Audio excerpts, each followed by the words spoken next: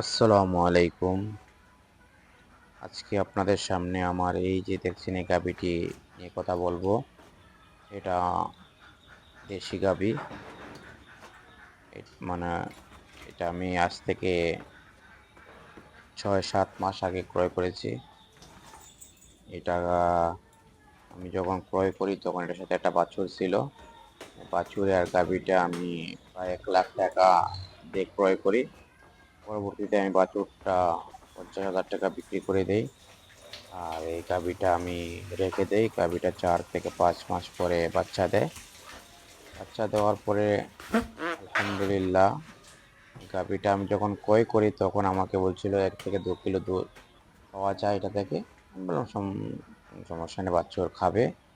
এরপরে আমি যখন এটা বাচ্চা দেওয়ার পরে আমি যখন দুধ দহন শুরু করি, এটা প্রায় আপনার ৭ থেকে ৮ লিটার দুধ প্রতিদিন দেয়।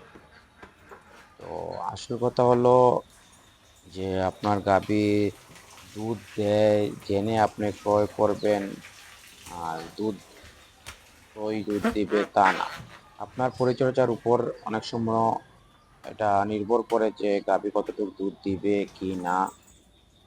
এটা দেশি গাভী আপনার যতই ভালো উন্নত মানের হোক না কেন, আপনার ২ থেকে ৩ কিলো উপরে দুধ দেয় না। আর আসলে পরিচর্যা মেইন জিনিস। পরিচর্যা হলে আপনি ১০ লিটার দুধ পেতে পারেন।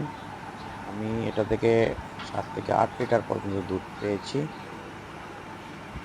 এখন এটা বর্তমানে আবার প্রেগন্যান্ট অবস্থায় আছে। এই যে দেখছেন এটা আবার বাছুর। আর আসলে এটা পরিচর্যাটা বলতে আপনি এটাকে সুন্দর ব্যবস্থা দিতে হবে। ঠান্ডা পরিবেশে রাখতে হবে যাতে আপনার শুকনো পরিবেশে রাখতে হবে যাতে পর্যাপ্ত রেস্ট নিতে পারে। আর সুষম খাদ্য প্রদান করতে হবে।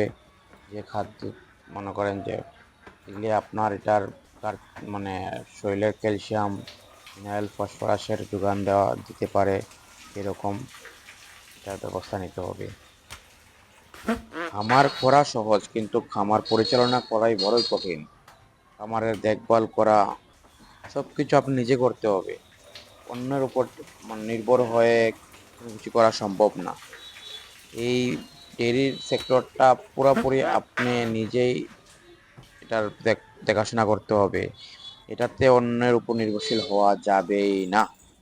আপনি যদি অন্যের উপর নির্ভরশীল হন তাহলে ফার্ম করার কোনো দরকার নাই।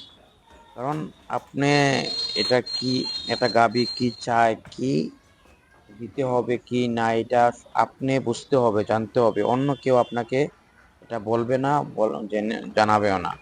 তাই আপনারা ফার্ম করার আগে নিজের সাথে চিন্তা করেন আপনি নিজে সময় দিতে পারবেন কিনা। সময় দিতে পারলে আপনি লাভবান হবেন।